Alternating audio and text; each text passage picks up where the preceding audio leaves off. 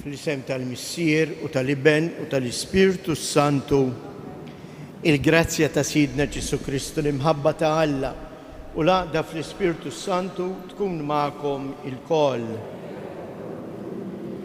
Rrid nofru dan is-sagrifiċċju tal-Quddisa għar-Ruħ Giuseppe, Giulina, Edmond u Pauline Buġejja.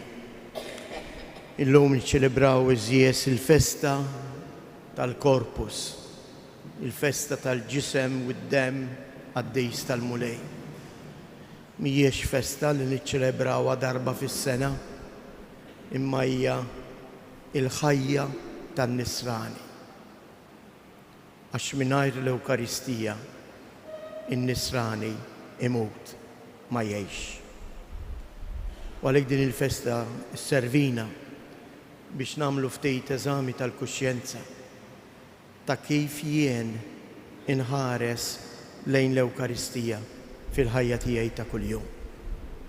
Jekk jien nix insir bniedem Ewkaristiku. B'dawn il-ħsibijiet f'moħħna fil-waqt li narfu n-nuqqasijiet tagħna ejja ħutej nitolbu maħfra għal ħtijietna.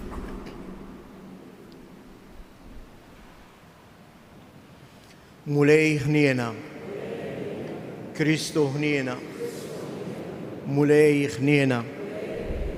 Iħenna lina Alla li jista' kollox, jaħfrilna dnubietna u jwassalna għal ħajja ta' dejjem. Glorja lill-Alla fil-għoli ta' smewiet u paċi fl-art l-bnedmin ta' rieda tajba. Infaħruk, imberkuk, nadurawk, natuk ġieħ.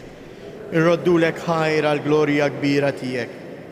Mulej Alla Sultan tas-sema, Alla Missier li tista' kollox. Mulej Iben waħdini Ġesu Kristu. Mulej Alla ħarruf talla bin il-Missier. Int li tneħħi d-nubiet tad-dinja ħenna għalina. Int li tneħħi d-nubiet tad-dinja ilqa it-talb tagħna.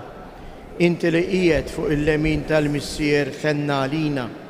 Għaliex inti waħdek għaddejs, int waħdek mulej, int waħdek iloli Ġesu Kristu mal-Ispirtu Santu fil-glorja tal-Missier Alla.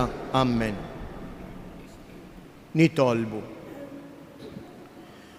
O Alla, inti f'dan is-sagrament tal-għaġeb ħallejtilna t-tifkira tal-passjoni tiegħek.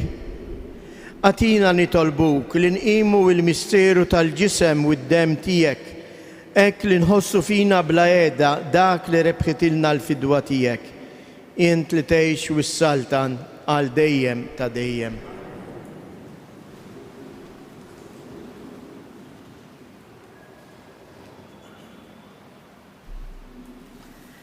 Qari mill-ktieb tal-Eżodu. F'dak iż-żmien Mosè niżel jgħid lill-poplu kull ma qallu l-mulej u kull ma ordnalu. Il-poplu wieġeb bleħen wieħed u qal, kull ma qalilna l-mulej nagħmluh.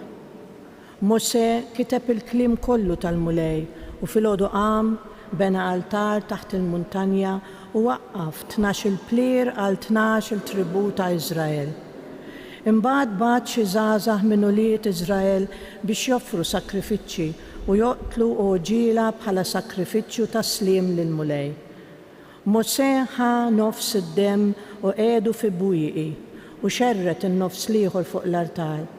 Imbagħad ħa il-ktieb tal-patt u qara minnu hekk li seta' jisimgħu il-poplu u huma qalu, kull ma qalilna l-mulej nagħmluh u nisimgħu minnu. Mosè imbagħad ħa id-dem u jroxxu fuq il-poplu qal, hawn hu id-dem tal-patt li l-mulej għamel magħkom skont dan il-kliem kollu. Il-kelma tal-mulej. Nollu l-kalċi tas-salvazzjoni u isem il-mulej insejjaħ. Nolli l-kalċi tas-salvazzjoni u isem il-mulej insejjaħ. X'inrot lill-mulej għal-ġid kollu li għamel miegħi. Nolli l-kalċi tas-salvazzjoni u isem il-mulej insejjaħ. Nolli l-kalċi tas-salvazzjoni u isem il-mulej insejjaħ. Għażiża f'għajnejn il-mulej hi il-mewt tal-ħbieb tiegħu. Jiena għaddej tiegħek bin il-qaddejja tiegħek, int ħallejtli l-irbit tiegħi. nolli il-kalċi tas-salvazzjoni u isem il-mulej insejjaħ. Lilek noffri sakrifiċċju ta' rat il-ħajr u isem il-mulej insejjaħ. Intemm lill-mulej il-wedit tiegħi quddiem il-poplu tiegħu kollu. Nolli il-kalċi tas-salvazzjoni u isem il-mulej insejjaħ. Qari mill-littra lill-Lut. Huti. Kristu ġie bħala l-qassis il-kbir tal-ġid li diġà ġie. U daħal minn tinda aqwa u aktar perfetta li mhijiex maħduma bidejn il-bnedmin, jiġifieri mhijiex ħolqien ta' din l-art. U daħal darba għal dejjem fis-santwarju, mhux bis-saħħa tad-demm tal-mos u tal-oġġiela, imma bis-saħħa ta' demmu stess, u hekk kiseb fidwa għal dejjem. Jekk id-demm tal-mos u tal-gniedes u l-irmiet tal-oġla mraxxax fuq dawk li huma mnitsa jista' jqaddishom billi jagħtihom l-indafa tal-ġisem, kemm aktar id-demm ta' Kristu li bl-ispirtu ta' dejjem offra lilu nnifsu vittma safja lill-Alla jista' jnadda fil-kuxjenza tagħkom mill-emil mejjed biex taqdu lill-Alla ħaj.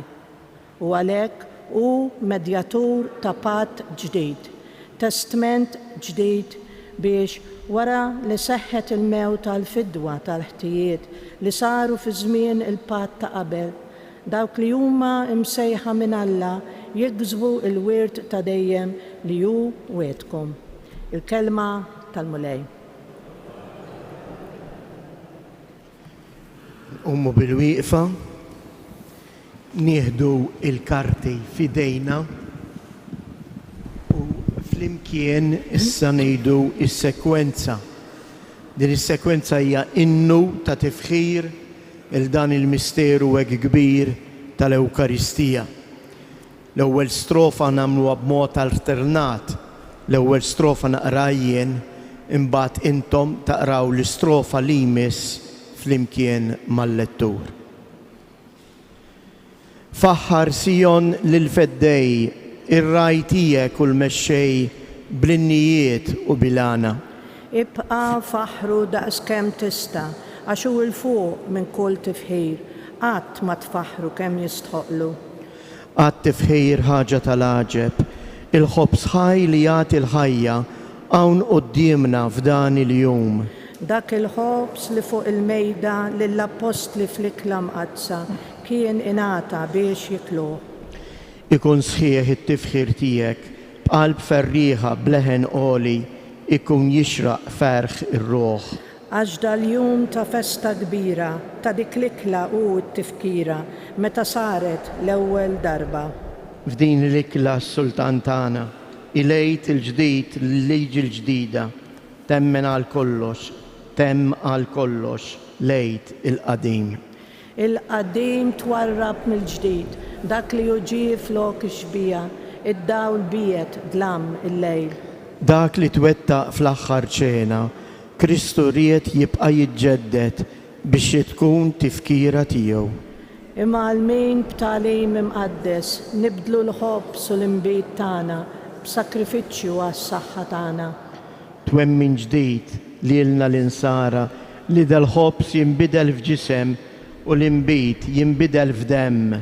Dak li ma tarax jew tifhem, it-twemmin isaħħu u jwettqu fuq kull ordni tan-natura. Taħt ġbijat fejn aħna nilmħu mhux il-ħajja imma s-sinjali jinħbew ħwejjeġ hekk eżies. Ikel ġismu xorb u demmu, iżda Kristu sħiħem moħbi taħt kull waħda miġbijat. Sħiħ jittiekel Kristu kollu, ma jitkisser, ma jitfarrak, bla jinqasam ma min jieħdu.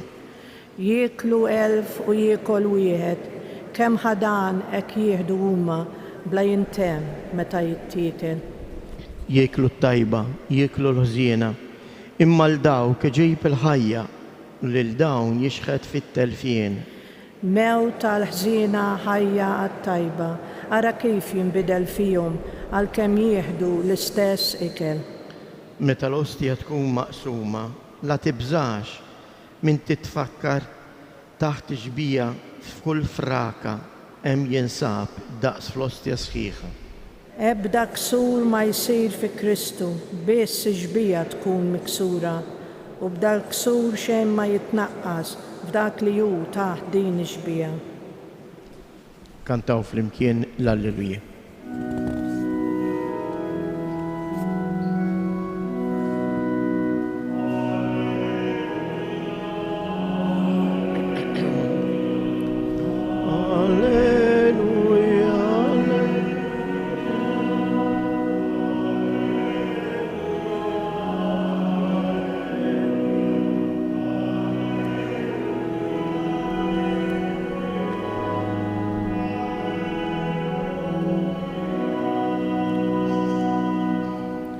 Jina u il-ħobs il-ħaj li niżel mis-sema jgħid il-mulej, jekk xi ħadd jiekol minn dan il-ħobs jgħix għal dejjem.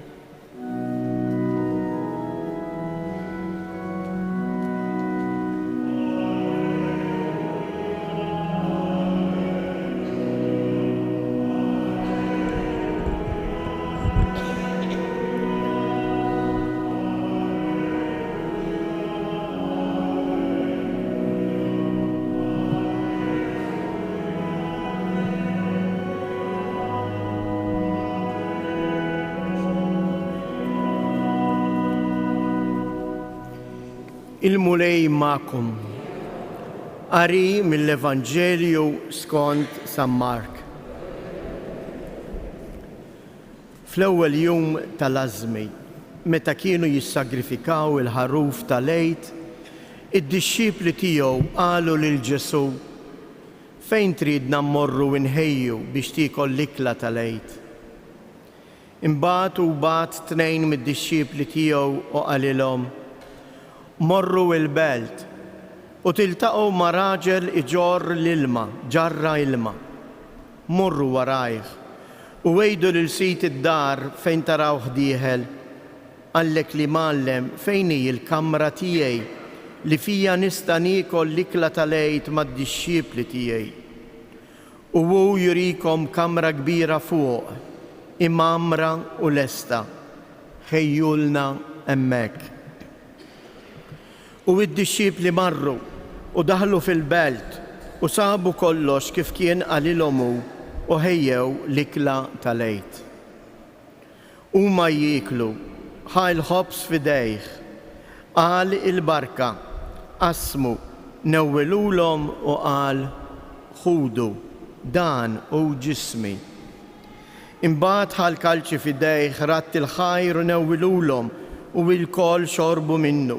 U qalilhom: dan huwa demmi, id-demm tal-patt li jixxerret għal ħafna. Tassew ngħidilkom li ma nixrobx iżjed mill-frott tad-dilja sa dakinhar li nixrob inbij ġdid fis-saltna ta' Alla. Imbagħad kantaw is-salmi u ħarġu lejn l-għolja taż-żebbuġ. Il-kelma tal-mulej.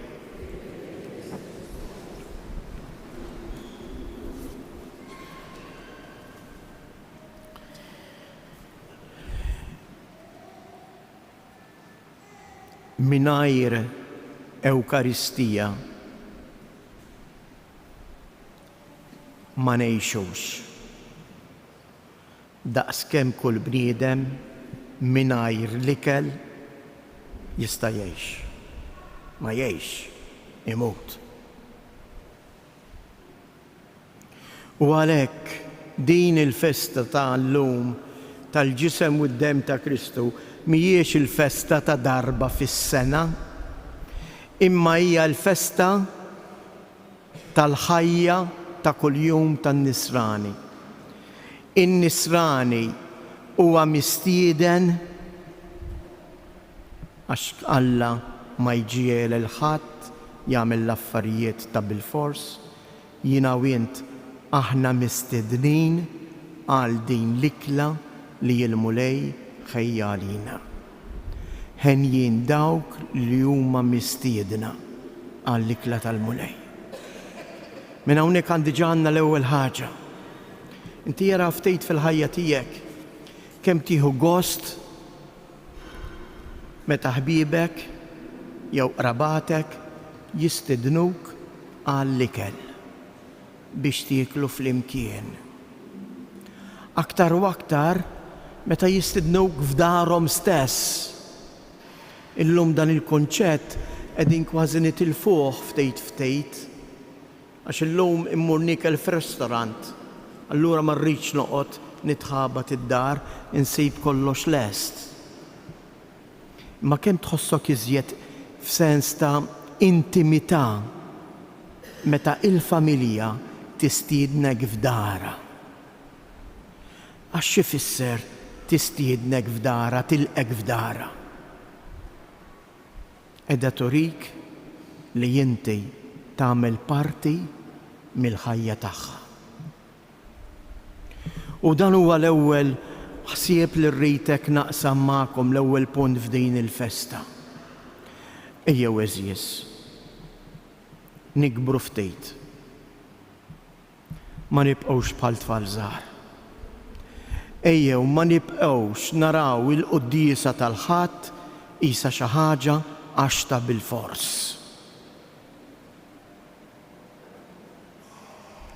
L-affarijiet il-liġijiet ta' biex il-fors nagħlmuhom l-tfal iż-żgħar sakemm imbagħad jidraw jimxu waħedhom. Ejjew naraw fil-quddiesa, ejjew niġu għall-quddiesa għal din l-Ewkaristija.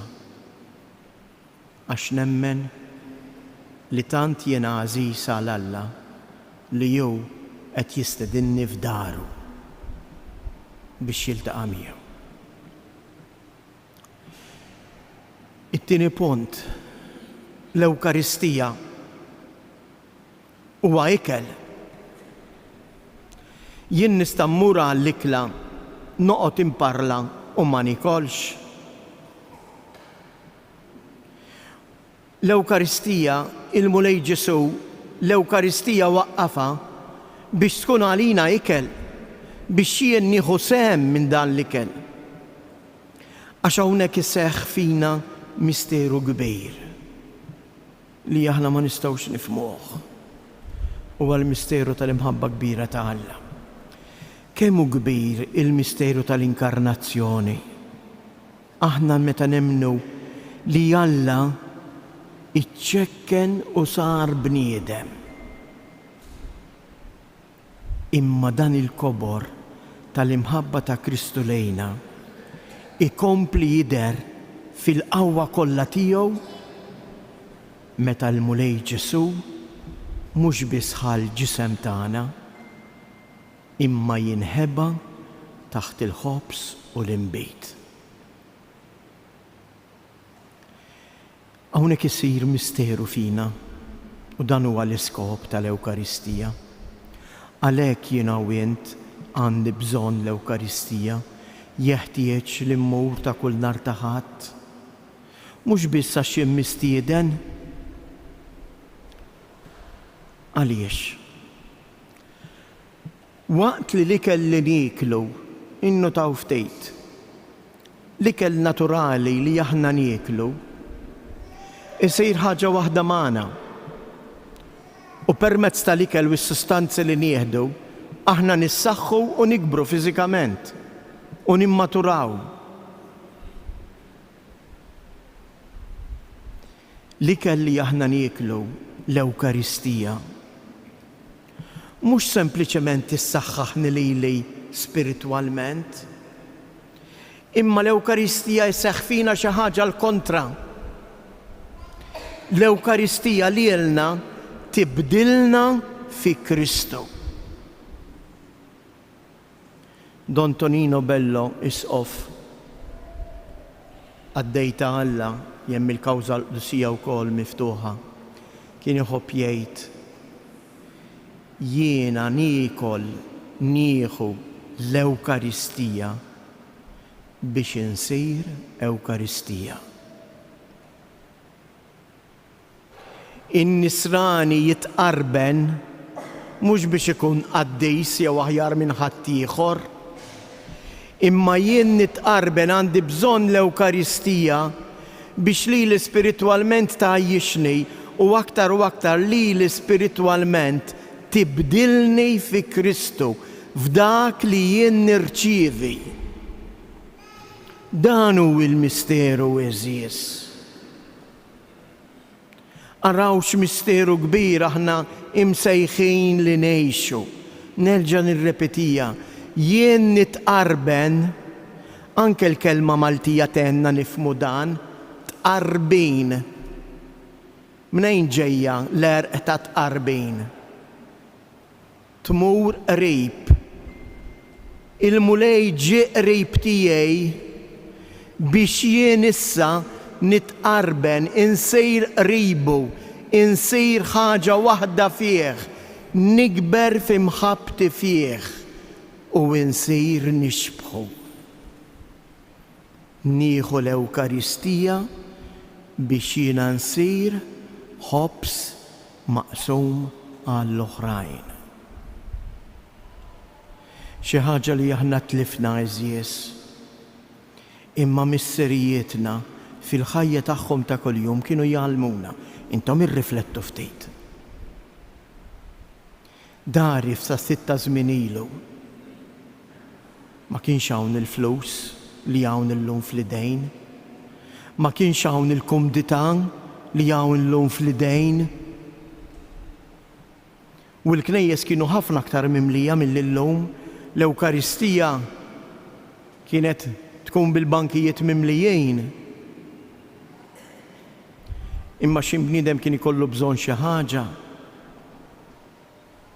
mur ħabbat il-ġara, ejdela tagħtik ftit żejt, imbagħad natija, ejdela tagħtik ħobża. Kienu kapaċi jaqsmu ma' xulxejn.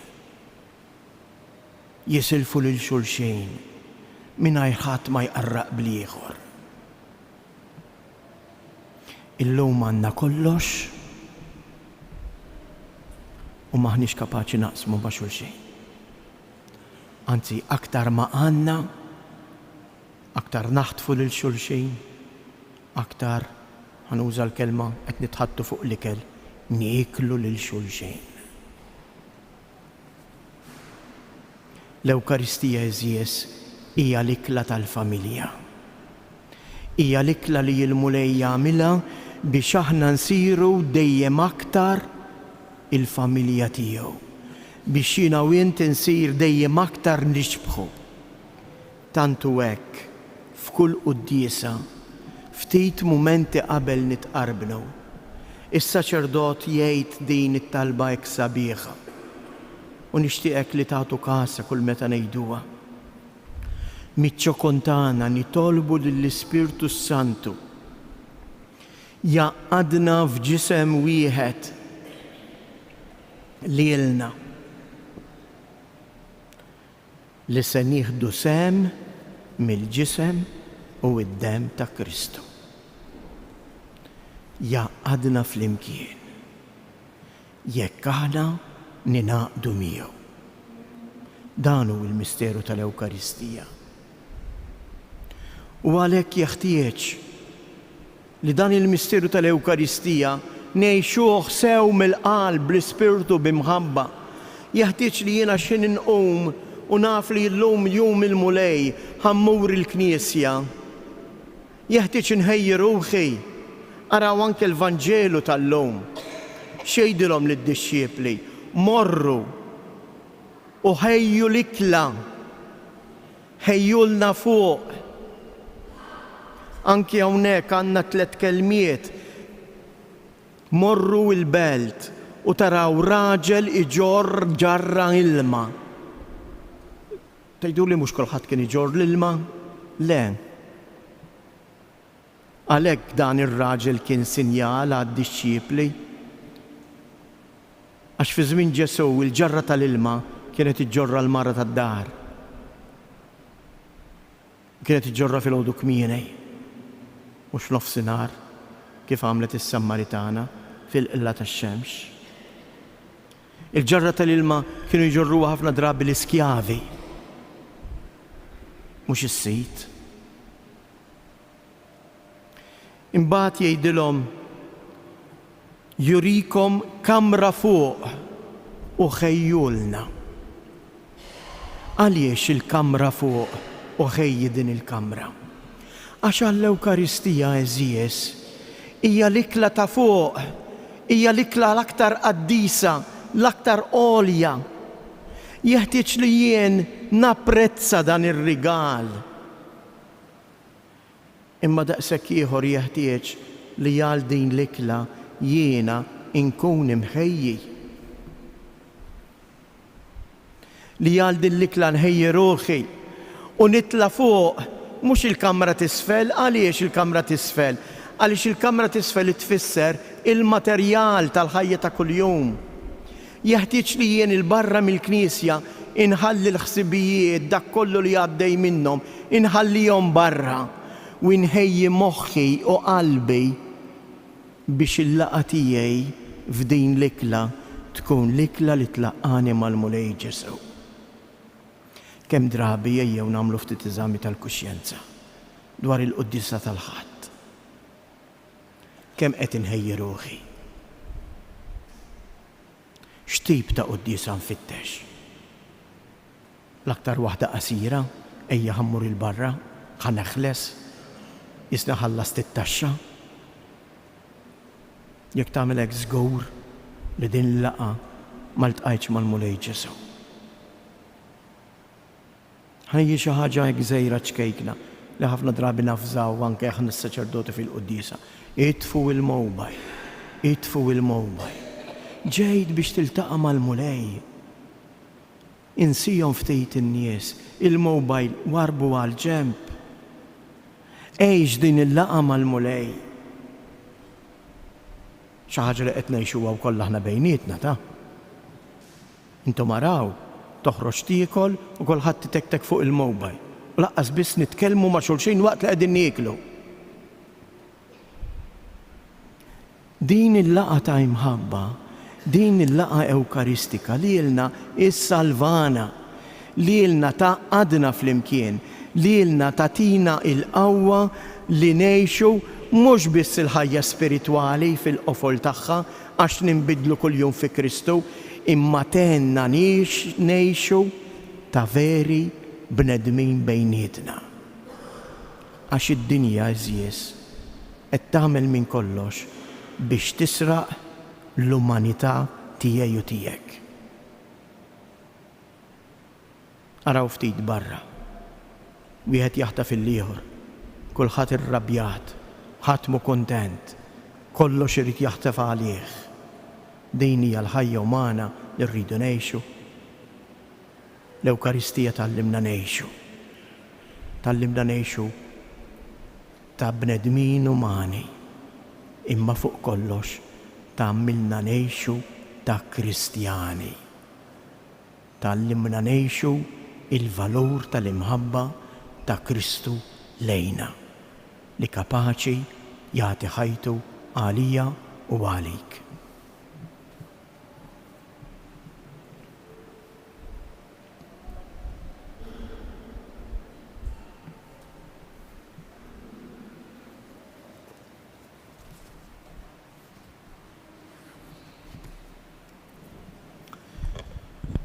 Umu bil-wieqfa nixtieq nagħmel avviż ċkejken hekk illum infakkarkom li l-ġbir li qiegħed isir matul il-quddies qiegħed isir għal bżonnijiet tas-santwarju biex jitħallsu anke l-ispejjeż tad-dar tal-irtieri li qiegħda tinbena. U għalhekk inħeġġukom biex tkunu ġenerużi tal-inqas hekk min jista' dejjem offru imqar 1 euro. Din hija l-ġabra li jissir darba fix-xahar. Ejja ħuti eżies nistqarru l-fidi tagħna u ngħidu flimkien. Jiena nemmen falla wieħed il-Missier li jista' kollox, li ħalaq is-sema u l-art, dak kollu li jidher u dak li ma jidherx. U f'Mulej wieħed Ġesu Kristu iben waħdini ta' Alla, imnissel mill-Missier qabel kull żmien. Alla min Alla, dawl minn dawl, Alla veru minn Alla veru. Imnissel mhux magħmul, natura waħda mal-Missier u bih sar kollox. Niżel mismewwiet għalina l-bnedmin u għal-fidwa tagħna u ħal ġisem bis-seta tal-Ispirtu Santu minn Marija Verġni u sar bniedem. salbuha għalina, bata taħt Ponzu Pilatu, mietu difnuh. Fit-tielet jum qam minn bejn umiet skont il-kodba mqazza u tela s-sema u qiegħed fuq il-lemin tal-missier u għandu jirġiġi bil-glorja biex jagħmel ħaq mill-ħajjin u mill-mejtin. U s-saltna tiegħu ma jkollix tmiem u fl-Ispiritu Santu mulej li jagħti l-ħajja li ġej mill-missier u mill-liben li hu meqjum imweġġaħ flimkien mal-missier u mal-liben u li tkellem fahom mill-profeti fi Knisja waħda qaddisa Kattolika Apostolika nistqar ma'mudija waħda għal maħfra ta' dnubiet, nistenna l-qawma mill-imwiet u l-ħajja ta' żmien li ġej. Amen. L-Ewkaristija hija l-għejxien tagħna. Ejjew għalhekk nitolbu l-mulej biex ikompli ta' kuljum jagħtina din il-ħobżna ta' kuljum. Kull meta fit-talba tal-missierna ngħidulu ħobżna ta' kuljum agħtina llum mhuwiex sempliċement l-ikel naturali, imma fuq kollox huwa l-Ewkaristija li huwa l-ikel tan-nisrani. Ngħidu għalhekk agħtina mulej il-ħobż tal-ħajja, agħtina mulej il-ħobż tal-ħajja. Nitolbu għas-saċerdoti li lilhom Kristu mar jafda s-sagrifiċċju Ewkaristiku biex huma jħarsu b'dinjità s-sejħa tagħhom u jkomplu jiċċelebraw l-Ewkaristija għall-għejxien tal-poplu qaddis ta' Alla. Nitolbu għal paċi fid-dinja biex inti mulej dbirek il-frott u l-għejxien ta' kull bniedem. Għamil l-istatanin tal-art jaslu għal ftehim tant mixtieq, ħassaltan il-paċi fost l-umanità. Nitolbu għal morda u l-anzjani tagħna li ma jistgħux jieħdu sehem magħna f'din l-Ewkaristija. Nitolbu għal dawk li qegħdin isegwuna permezz tal-mezzi soċjali, tal-mezzi soċjali tad-Djoċesi ta' Għawdex, tas-Santwarju, tal-UTV, biex huma wkoll iħossuhom parti minn din il-komunità li tiċċelebra l-Ewkaristija. Nitolbu għalina il-koll sabiex insiru dejjem aktar persuni ewkaristiċi, persuni li jixbħu lil Kristu flotja tagħhom lil xulxin. Nitolbu. Fiskiet inresqu it-talbiet tagħna.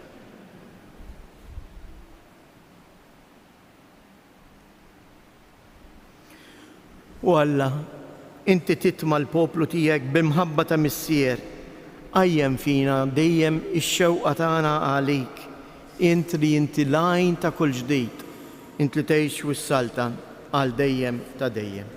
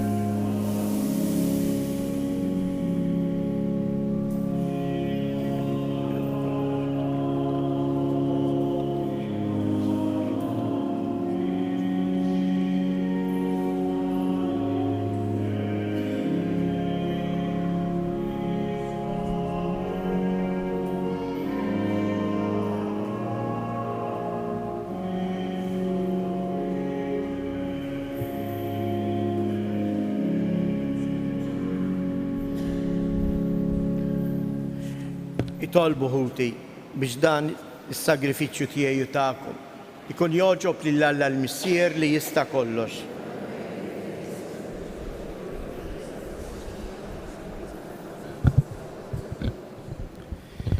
Fit-tiba tiegħek mulej jagħti lill-Knisja tiegħek il-għaqda u s-sliem u li b'mod mistiku huma mfissra f'dawn id-doni li qegħdin nofrulek bi Kristus Siedna. Il-mulej magħkom nerfgħu qlubna il fuq, niżżu ħajr lill-mulej Alla tagħna. Sewwa u xieraq tas-sew mulej missier Qaddis. Alla ta' dejjem li tista' kollox tajjeb u taġi tas-salvazzjoni tagħna li dejjem u kullimkien inroddulek ħajr bi Kristu Siedna. U il-qassis tas-sew u ta' dejjem waqqaf għamla ta' sagrifiċċju li jibqa' kienu l-ewwel li joffrilek lilu nnifsu bħala vittma s-salvazzjoni tagħna u ried li b'tifkira tiegħu nibqgħu nagħmlu din l-offerta. Meta niklu il-ġisem tiegħu is-sagrifikat għalina, aħna nimtlew bis-saħħa u meta nixorbu demmu imxerret għalina, aħna nitnatfu minn ħtijetna. Għalhekk mal-anġi u l-arkanġli matroni u mad-dominazzjonijiet mal-qtajja kollha tal-eżerċ tas-sema intennu l-innu tal-glorja tiegħek u ngħidu bla qiegħda. Qaddis, Qaddis, mulej Alla tal-eżerċti, is-smawiet u l-art mimlija bil-glorja tiegħek u sanna fl-ola tas-smawijiet. Imbirek minn ġej fisem il-mulej u sanna fil-oli tas-smawijiet. Qaddis tas-sewient, mulej inti lajn ta' kull qdusija, qaddis għalek nitolbu dawn l-offerti bil-barka tal-Ispirtu tiegħek biex insiru għalina il-ġisem u d-dem ta' Siedna Ġesu Kristu. Li meta kien se jingħata biex minn rajħ bati ħal ħobs radd il-ħajr qasam tal id-dixxipli tiegħu u qal: ħudu u kulu il-kol minn dan għax dan huwa ġismi li jingħata għalikom.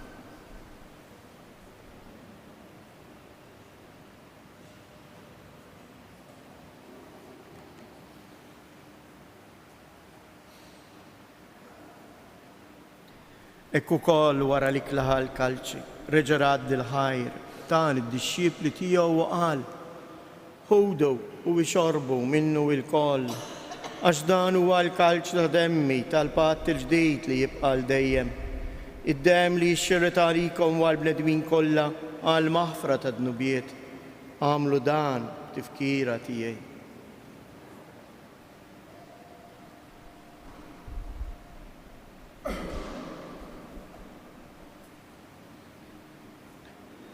Dan hu il-misteru tal-fidi.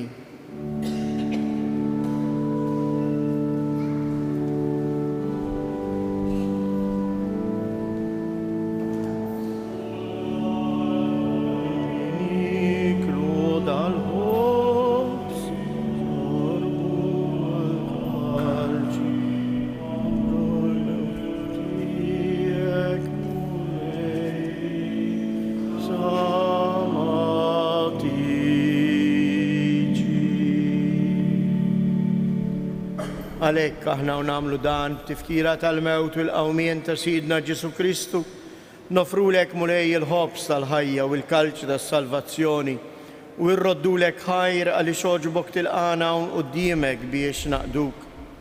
U miċ-ċokon tagħna nitolbu lill-Ispirtu Santu jaqgħadna f'ġisem wieħed lilna li nieħdu sehem il-ġisem u d-dem ta' Kristu. Ftakar mulej fil-Knisja tiegħek imxerda mad-dinja kollha u ttaf l-imħabba flimkien mal-Papa Franġisku, mal-Isqof tagħna Anton u mal-Ministri tiegħek kollha. Ftakar ukoll fħutna li raqdu bit-tama tal-qawmien. Ftakar fil-mejtin kollha, daħħalhom quddiemek fid-dawl tas-sebħ tiegħek.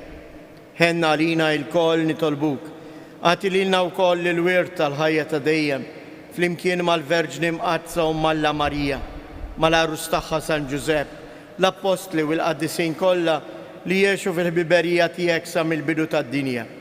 Għamel li magħhom infaħruk u insebħuk b'Ġesu Kristu ibnek. Bi Kristu, ma' Kristu u fi Kristu jingħata lilek għala missier li tista' kollox flimkien mal-Ispirtu Santu kull ġieħu glorja għal dejjem ta' dejjem. Sejrin nitolbuh lill-missier biex jagħtina l-ħobżna ta' kuljum. Il-Padri tal-Knisja jgħidulna din hija t-talba tan-Nisrani. It-talba li n-Nisrani jitlob biex jgħix ta' kuljum bl-Ewkaristija. ħallita kull jum huwa jinbidel fi Kristu. U għalhekk ejjew nitolbu u ngħidu. Missierna li inti fis-smawiet, jitqaddes ismek, tiġi saltnatek, ikun li trid int kif is-sema hekk da fl-art. Ta' kull jum għatina llum, aħfrilna dnubietna, palma nafru lil min ħati għalina. Ħalniex fit-tiġrib, iżda eħlisna mid-deni. Eħlisna nitolbuk murej minn kull deni, għatina fit-tieba u l-ħnina tijek il-paċi fi żmienna, biex inkunu ħielsa dejjem midnub u imħarsa minn kull inkwiet, aħna u nistennew nittamaw ilena u l-miġja tas-Salvatur tagħna Ġesu Kristu. Murej Ġesu Kristu, li jgħid lill-apostli tiegħek inħallilkom isliem, nagħtikom isliem tiegħi, la tħarjex lejn dnubietna, iżda ħares lejn il-fidi tal-Knisja tiegħek. Għatija isliem u laqda li jien trid fija, int li tgħix wis-salta għal dejjem ta' dejjem. Il-paċi tal-mulej tkun dejjem magħkom. Għatu l-paċi lil xulxin.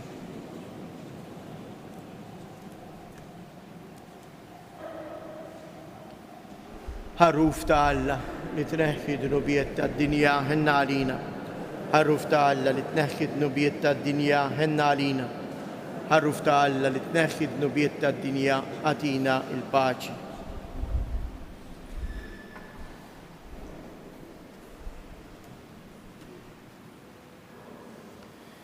Danu il-ħaruf ta' Alla, danu li jneħħi dnubiet tad-dinja, ħen jindawk li huma mistiedna għal din l-ikla tal-ħaruf.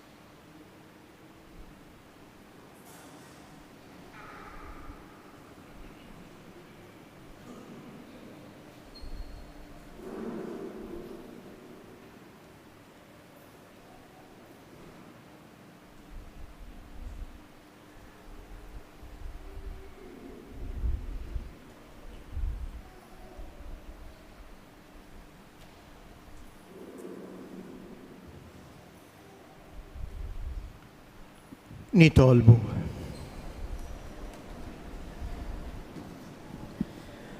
Għamil mulej li aħna nduqu minn issa l-ħlewwa li jagħti nġarbu bid-dera tiegħek fis-sema li hawnhekk inti tagħtina ħiel tagħha fit-tqarbin bil-ġisem u d-demm għażiż tiegħek. Int li tgħix wis-saltan għal dejjem ta' dejjem. Nagħmlilkom żewġ avviżi. L-ewwel wieħed hekk biex minnu f'saħħtu illum imur jagħti d-demm fil-berġa tax-Xewkija. Għandkom ċans minn issa sassija ta' wara nofsinhar. Anke dan il-ġest ejjew nagħmluh mhux sempliċement bħala ġest uman, imma anke bħala ġest Kristjan. Jien li lili iżomni ħaj l-Ewkaristija, jiena wkoll nagħmel minn ħajti mezz ta' għejxien għal ħaddieħor. Hekk, ftit demm, borża demm, kapaċi jissalva ħajja ta' persuna. Walek minnu f'saħħtu u min jista' inħeġġu biex illum imur jagħti id-demm. L-aħħar avviż Santwarju ta' Pinu qed jordna tistgħu tiġbru l-informazzjoni billi tieħdu l-karta li hemm fuq il-mejda ħdejn il-bieb tal-Knisja. Qegħdin nagħmlu bnadar kif ukoll pavaljuni tal-gallerija biex bija tal-Madonna ta' Pinu biex dawn jintużaw fil-festa ta' 22 li hija l-festa tas-sejħa lil Madonna ta' Pinu lil Karm Nigrima. Hija festa tagħna l-Maltin l-Awġi. Kif ukoll fil-festa ta' tluħ fis-sema ta' Omna Marija. Għalhekk min jixtieq jordna xi waħda minn dawn il-bnadar jista' jieħu il-formla imbagħad jagħmel l-ordni tiegħu fil-ħanut tas-santwarju. Il-mulej magħkom. Iberikom Alla li jista' kollox, il-Missier, l-Iben u l-Ispirtu Santu. Morru u għejxu fil-paċi ta' Kristu.